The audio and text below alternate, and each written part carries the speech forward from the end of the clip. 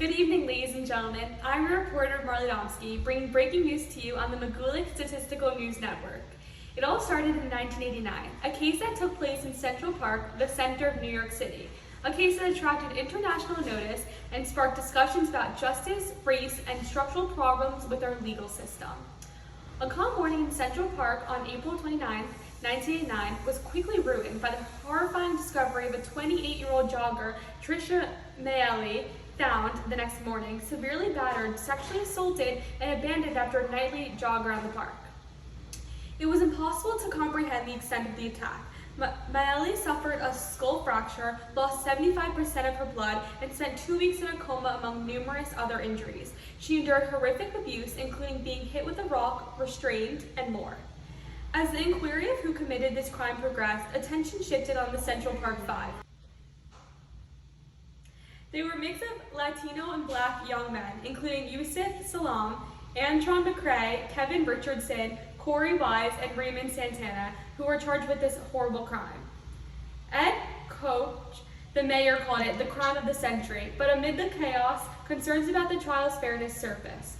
Richardson was convicted guilty of attempted murder, rape, assault, and robbery, while McCrae, Salam, and Santana were charged with rape, assault, robbery, and rioting.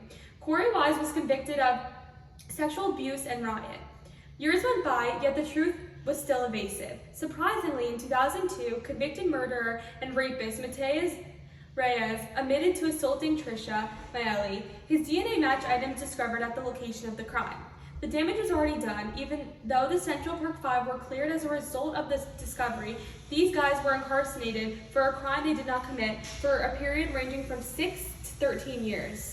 When the New York City Supreme Court dismissed all charges against the falsely accused in December 2002, justice was at last served. However, the damage was severe enough that the Central Park Five sued the city in 2003, alleging mental distress, racial discrimination, and malicious prosecution. The incidents revealed a severe weakness in the system, a type 1 error in which they were wrongly accused for murder that they didn't commit and later found innocent, motivated by racial bias and prejudice. These men would have avoided years of injustice if the judges and law enforcement had not been so narrow-minded by making various mistakes such as the prejudice of the New York City officers, Supreme Court justice, judges, the jury, etc. that clouded their judgment and caused them to falsely accuse these 5 men based on their skin color and stereotypical behaviors. Justice was served again, even after a 10-year battle by New York City to refute the claim. The city acknowledged their serious injustice and consented to a $41 million compensation. On to further news is the now breaking story involving Michael Jackson and the trial against him for molestation of a minor. We shift our attention tonight to a huge occasion in recent history, the Michael Jackson trial. One of the most well-known musicians in history, Michael Jackson, was accused in 2003 of sexually abusing 13-year-old Gavin Arvizo at his renowned Neverland Ranch in Santa Barbara County, California. The accusation set off a court struggle in which Jackson was put on trial for offenses including child abuse, conspiracy, and extortion.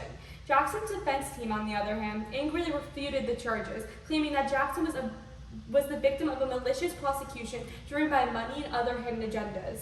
They presented Jackson as a good-hearted man who devoted his life to serving kids and used music to spread love and harmony.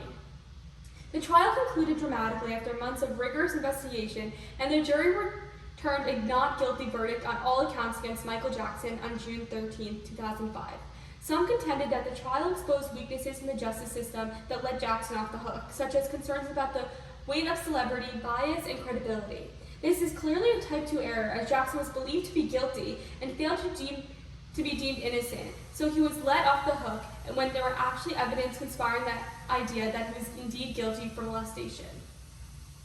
Although there was no monetary restitution for the defendant or the accuser, the trial had a significant effect on Michael Jackson's life and legacy, regardless of the outcome. For the remainder of his life, he struggled with the shadow of suspension, intense scrutiny, and physiological turmoil. Thank you for watching and keeping up with all the updates on Magoolik Statistical News Network. This is your reporter, Marley Domsky, signing off.